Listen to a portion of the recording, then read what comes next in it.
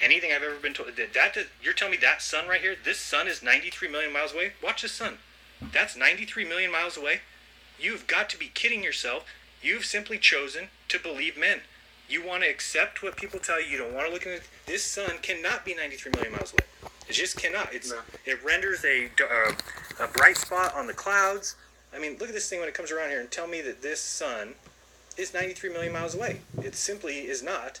And again, this is not a ball. This is not the curvature of a ball. Look at this. It balances out there because it's a level plane. When you see it bend, it's because and I'll go back and do the thing in a minute again, but you see there how it's kind of moving with you there? Here it comes rendering this way. You see the light above it. It's like, to me, that looks like, and if you take your little glass dome, watch how easy it is. You can stick it at the middle and just rotate it a little, and you get the little sunlight going around the inside of it. So could it be that Polaris is causing the sunlight? I don't know. It's a get. Look at that thing. You can see it behind it. Watch. Watch right here. See it? Very good. Yep. Okay, and it's coming through and rendering here. What is this thing if that's the sun? Look at this thing. Here it goes this way. And it looks like you're going around it. You're seeing a different perspective than we see from the ground because you can't possibly run around the sun that fast. It's not like you'd be able to run around the rendering and see behind it. But from this view, since it's swinging into place, I feel like sometimes you get to see a little bit behind it to where you might see that it's got a source. Again, not saying this is true. When I say things like this, maybe it rings true with somebody else's research where they're like, oh, you know what? I've seen something about Polaris being the middle of the universe. And maybe, then they look into it. And that's how we find the truth. Because I haven't read everything. I don't know anything about, I've never seen something that says Polaris is the center of the universe. Actually, I think I have. I think Church of Latter-day Saints believes that, if I'm not mistaken. But anyway, it just, it looks like this is like a rendering. This is not 93 million miles away. That is laughable. But anyway, I just think that the reason we show things like this is because people it's okay to have an open mind. It's okay to question things. That's what life should be about. Anytime you've just taken somebody else's word for it, and then people always say, yeah, but it works. The model of the universe works. Great, fantastic. Then if somebody tells you your car runs on marshmallows and you want to believe that, that's fine with you.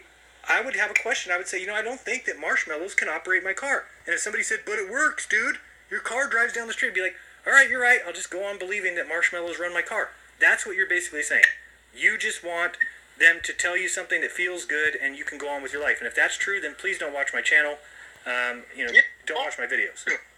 Yeah, I agree. Just move on. I think what we're trying to do is figure things out. And, one of the things I was talking to somebody just sometime in the last week or so, kind of introducing them a little bit to this topic. And, one of the things they said was, dude, but all these astronomers and such, and astrophysics, you really think they wouldn't, have realized or something? We were talking about something simple like the sun and the moon phases type thing. Mm-hmm.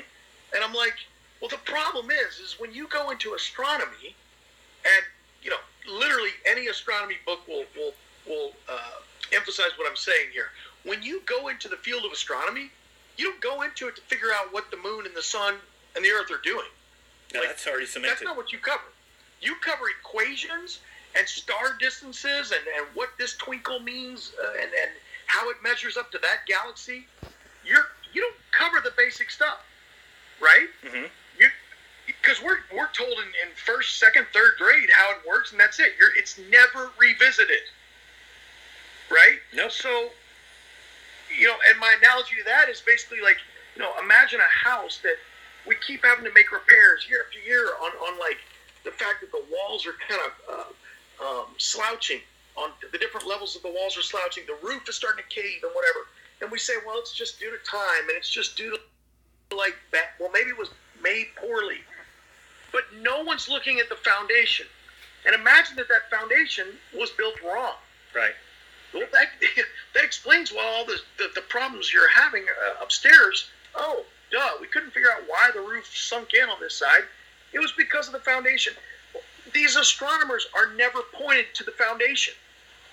No, and for people who are study problems in the environment, possibly, and I'm not saying that I believe in global warming, but I do think that people can contribute to that. But if we have people that are actually out there studying it and they have the completely wrong model, then everybody's just wasting time. Nothing's going to come of it, and which is, I think, exactly what's going on. I mean, the truth is important.